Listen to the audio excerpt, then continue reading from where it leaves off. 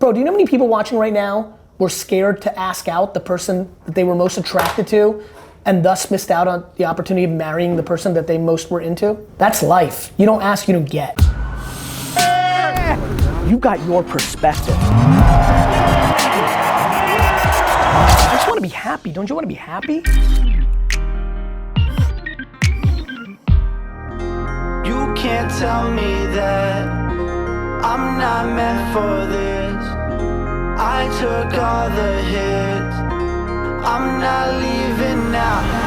You can't get rid of me. So we're on the way to this fireside chat with Ken Aletta. It's advertising week here in New York, which means there are thousands of events for the ad world going on throughout the week. A bunch of our leaders are doing a bunch of events, and I'm doing one as well. To give you macro context, vlog, we have a new person filming. Why don't you say hello? Hello. What's your name? Josiah. And Josiah, you excited to be here? Yes, more than anything. Good. So Josiah's excited. I'm only here Monday. The Jets lost to the Jags yesterday, so I'm super pissed. Congrats, Jacksonville. I'm only here today. I'm in London the rest of the week, so I'm trying to cram an entire week into a day. So I'll be rolling until midnight tonight. Now I'm running to do this quick event, and so that's where I'm at this point. This event will probably be the meat of this episode because you haven't been able to film quite a bit yet because so many internal meetings just operating the business. One of the vulnerabilities of the vlog is I talk about being the entrepreneur, CEO, operator of my companies, but you don't get to see it because so much of it is sensitive, information. You're getting a first-hand look, right. Day one, of how much can't be filmed. But that's where we're at. Try to get a seat at the table. Made a way when getting lonely was fatal. I'm good, but they're thinking I'm unstable. One wrong step and I'm slipping off the cable. Losing interest way too fast. One night out already. Yeah, no worries. My name's Leonard Armato. Hey, Leonard. I started my career representing Shaquille O'Neal for many years and Amazing. still really good friends with them. Amazing. Watch your stuff. Thank you, amazing. Leonard. I don't know how you have the time to do all those videos every day. How do you do it? It's just prioritizing. To me, especially, being in the creative field, I think being a practitioner of the craft that you're trying to get people to understand is powerful. I didn't grow up in it, you definitely didn't in the ad world.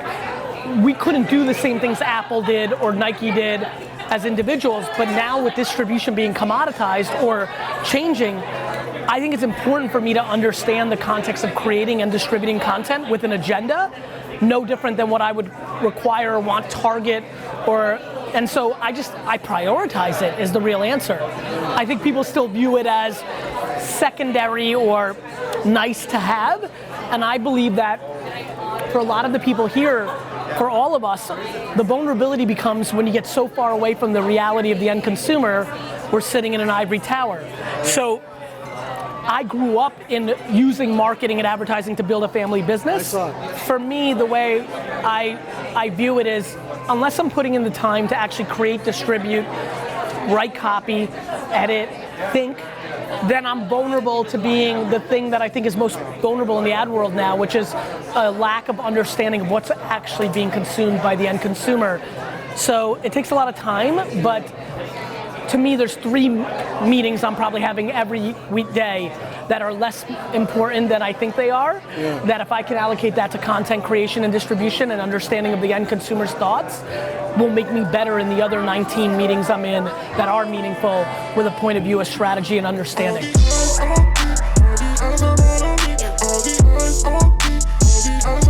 15, 20 years ago, so advertising told you what you're going to wear, what Yes. you're going to eat, Yes. where you're going to vacation, Yes. and what car you're going to drive. Yes. 2018, with all these movements going on, all this spiritual going on, it's changed. Now the advertisers are reacting. Yes. And you as a key guy in the middle of all this, Yes. are a great guy to talk to about Thank this. you. I'll be honest with you, I think if you go back to the 1960s or the 80s, that if a company, an advertiser or a brand that was advertising was doing it right, they also were reacting, AKA listening. I think the difference today is that you, I, him, and everybody watching, well, they can make the content that we listen to so it's more visual. But if you go back to Just Do It, or Priceless, or Where's the Beef, or the Jolly Green Giant, the strategy and insights that led to the creative were imperative. They did it in focus groups. They did it a different way. But I would always say the best talking, AKA advertising, was always on the back of the best listening. I just think that all of us can see the way brands are listening now because it's in all our faces and everybody's producing. Talk to me about how Hollywood, athletes, all different walks of life are coming together and their voices now are being heard where the advertisers are listening, as you saw with the Chase spot with Serena in the US Open. I think the biggest difference today than, let's say, the Babe Ruth or Mickey Mantle or Joe Montana days is humans can now, celebrities or any human, can go direct to the consumer, and they don't need an editor in the middle. They don't need Walter Cronkite in the middle. They don't need ESPN in the middle. And what that's doing is changing the distribution and message dynamics in a way we've never seen. So yes, whether you're, Beyonce or Serena or LeBron or a politician or an actress on a hit Netflix show, you've got leverage now that we've never seen before because of Instagram, Facebook, YouTube, and podcasts going directly to the consumer, not having a middleman filter you, stop you, or package you in the way that they want.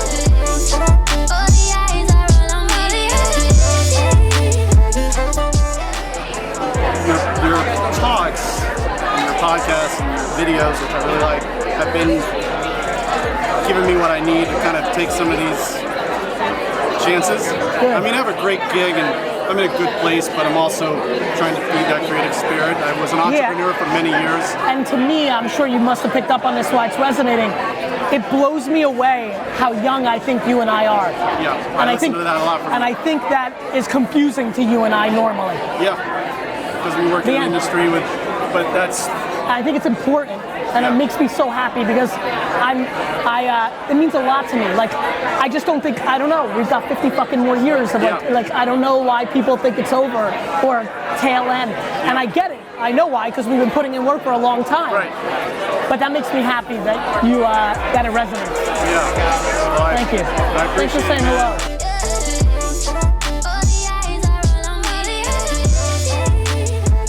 One of the fastest growing ad platforms is owned by Amazon. Yes. Where do you see them in the future? Destroying everybody's face. Explain.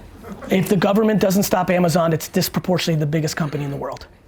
They are, the level of respect I have for the merit of the skill sets of their executions and how Bezos has run that company piss me off because I'm like, shit. I always rely on, well, I still have 40 years to execute, to do my thing. Man, it's unbelievable to me how good of a company that is, and here's why. And it is absolutely why I think any level of success I've had in my career, it's been on a very similar principle. They're outrageously pro their customer. Amazon's winning because you love it. Prime is like oxygen. Like everybody buys everything on it. And then they layer entertainment on top of it. I don't even want to get into like the fact that sawdust is one of my favorite business concepts, which is like selling a byproduct of what you do, which they've done better than anybody with Amazon services. They built all that infrastructure for themselves, then they sold it to the world. I mean, that company has just done so much right, it's uncomfortable. You can make an argument that no one has better data than they have because they have, unlike search, which is what you're interested in, or Facebook, which is what you and your friends are talking about, they have actually what you purchased. Yeah, I mean, they're How do you see them using advertising? Easy. When that data goes to the web and they share, sell, or leverage that data, what's amazing about Google is its intent to buy, right? What a lot of very educated people here know is that Google ads are extremely strong, even against Facebook, if you're talking about sales intent in a short term. Where Facebook is crazy and why I've been surprised the ad world hasn't embraced it more is building brand and top of funnel. People misunderstand Facebook in our industry. They think of it as more of a direct-to-consumer strength place. Facebook is absolutely the platform that has replaced television for the ambitions we have for television, which is creating above the funnel, top brand awareness. What Amazon has is the cleanest data you could see about buying, because it's not even intent. Like, I want to buy scissors on a Google search is really good data if you sell scissors and then you put ads in front of them. But actual data that you bought scissors, that really matters. And so when you think about their ambitions, and I think people are very naive. I don't think people understand what happens next. I think so for example, actually this is really wild because I saw all the branding. I'm convinced that Target is in deep shit and that they have no place in the world of retail and that either Facebook or Amazon will buy them, right? And so like, I don't think people realize the retail wars that are in front. Why would they buy them? Well, because what Facebook has to understand, because I think Sheryl and Mark are super smart, and what Google has to understand is that Amazon's retail leverage is unbelievably important to the advertising world that we all live in. And I think I would be stunned if Target isn't sold to Facebook, Amazon, Google, or maybe even Apple. I would just be stunned because it's a pillar that the rest of them are vulnerable to Amazon in its data and execution and leverage. Thank you. Awesome. Just running late. Gary, I'm going to get a quick selfie with you, please. Let them exit, and then load out the audience. Okay. Thank you. Thank you so much.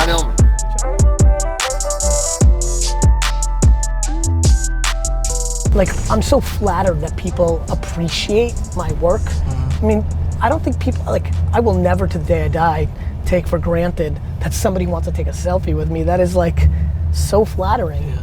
Like, you know, even hearing you say you're GaryVee, like, I'm aware of what's going on. Yeah. They will never be my soul. Yeah. I'll never be GaryVee in my soul. Yeah. I'll always be Gennady Vaynerchuk, who's like 6 years old, who like can't speak, like, you know? Right. Like, there is no, I'm not capable of going there. I can't get over that hump and become a caricature of myself or somebody I'm not. I just wasn't parented that way. Yeah. I just wasn't brought up that way. My experiences don't give me the ability to sell out. That's it. That's awesome. You know? Would you say like a lot of it has to do, you say with parenting, like, would you say a lot of that has to do with like just the fact that you're able to do that, like being that grateful, yeah, to be in this position? It's also the things I put on a pedestal. I think it's cooler for you to tell your cousin in 7 weeks that GaryVee's a real dude than I think it is of me being so cool that I have no time for nobody. That's what I think is cooler. Yeah. I think being nice and a good dude is cooler than being too busy for somebody. Some people don't. Some people think cool is being like unavailable and like bigger than them, like. So it's my own ideology of what is like winning look like. Got it. You know? Oh my God, 9 years ago, I retweeted something and you did like a random act of kindness and sent flowers to my house. Okay, which was like a fun, like you should have just sent flowers, you know, like you did a whole riff off of it, and I was like, oh my God, I got the fucking flowers, this is awesome. Was this when I said you should send flowers not just on Valentine's Day or birthday? Yeah. So when Kunal told me he was going with you to Vegas, I'm like, oh yeah, he sent me flowers already. I just got greenlit for the UN project I told you about. Good for you, my friend. You know, so it's going to be massive. Makes me so happy. God willing, it's going to be really huge. Good for and you. God willing, you can be an SDG icon. Hope so. I think you'd make a good one. Thank you guys. I'll talk to you later. How many sneakers did you buy to have this 5-minute thing? 35 pairs. Right. That's fucking ludicrous. Like the fact that you paid $3,500 for all this awareness is laughable. Like, so if I'm hackable, everything's hackable. Like this is meta in itself. Like for 2 seconds I was promoting this opportunity and you were the smart fucker to take advantage of it. Yeah, I mean it's a lot of money, but it's a no-brainer. Dude, it's not a lot of fucking money for the exposure. You're right, it's a lot of money. I don't shit on $3,500 and most people don't have it. But the fact that you can repost the fucking sneakers on eBay and get 60 of it back, like if you're, and that's the point, bro. If you're a fucking hustler, you can do anything, right? Like you could spend all day, like this is your dream. You could spend fucking 11 hours a day, 2 hours a day, 1 hour a day, DMing 150 different creators and being like, yo, I'll give you 1/10 of a point in my company. We talked about this. Or, you know, like whatever it is, but like, it's just hacking moments, right? It's just hacking. You know, I put the video of our meeting on your first in line group and it went crazy. The support was so cool. I mean. You mean the Facebook group First in Line? Yeah. The one that everybody who's watching this should join? Tell everybody, now I'm gonna do a fucking commercial. Tell everybody here how ridiculously awesome First in Line Facebook group is for the community. It's unbelievable. So a friend of mine told me to join just after she saw that I was on with you. And I put it there one night, woke up the next day to like 100 comments of full support, sharing. I've had phone calls about investment. I've had phone calls making connections. It's crazy. Crazy. Good on good always wins, man. Just fucking does. Okay, what else can I answer for you in this kind of like your last minute, your last lick? I mean, I think the growth strategy is twofold. One is that you go and hack the community of Instagram. Two, I think you take this video, download it from the saving, and just fucking email 950 investors.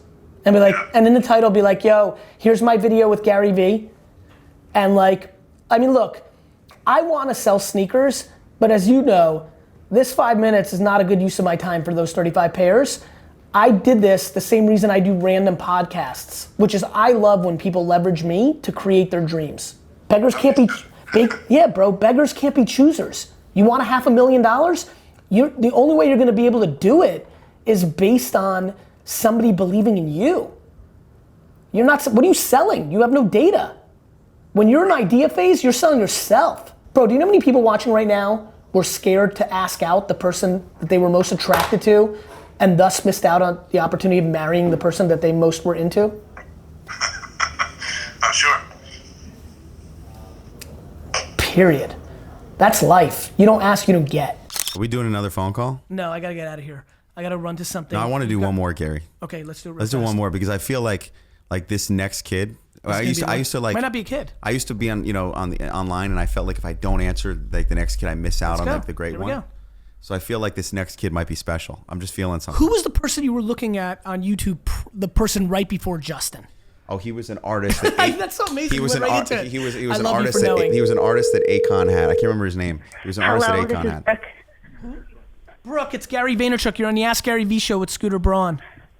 Hi. Oh my God. Brooke, before you do anything, you need to thank Scooter tremendously. I'm about to be late for something.